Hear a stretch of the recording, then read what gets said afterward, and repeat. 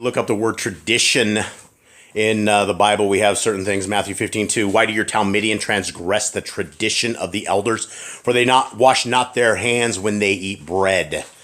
Verse 15:3. But he answered and said unto them, why do ye transgress the commandment of Elohim by your tradition? Verse 16, and honor not his father or his mother, he shall be free. Thus ye have made the commandment of Elohim of no effect by your tradition.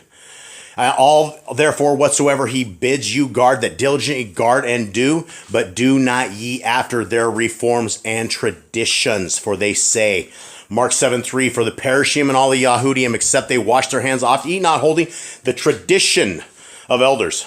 Within the Perishim and scribes ask him, why walk not ye Talmudian according to your tradition of the elders? 7:8, for laying aside the commandment of Elohim, ye hold the tradition of men, as the washing of pots and cups, as many other such like things ye do. Traditions of men are Hanukkah. All of this stuff, 8 days of Hanukkah or whatever it is. 7:9, he said unto them, full well ye reject the commandment of Elohim, that ye may guard your own tradition. 7:13, making the word of Elohim of no effect through your tradition. 1 Peter 1:18, for as much as ye know that ye were not redeemed with corruptible things as silver and gold from your vain conversation received by tradition from your fathers.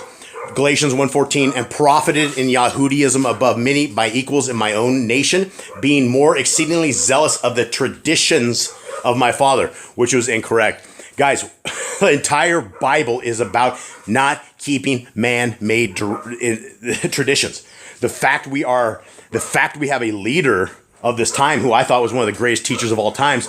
Prior to this, he's definitely fallen. He has fallen, guys. Unsubscribe. I'm out.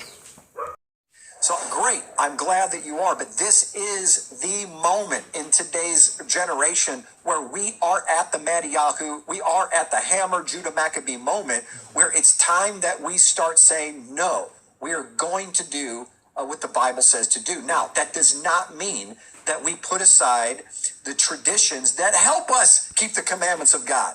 And this guy is a devil. Unfortunately, I hate to say this, but what he just said there is demonic.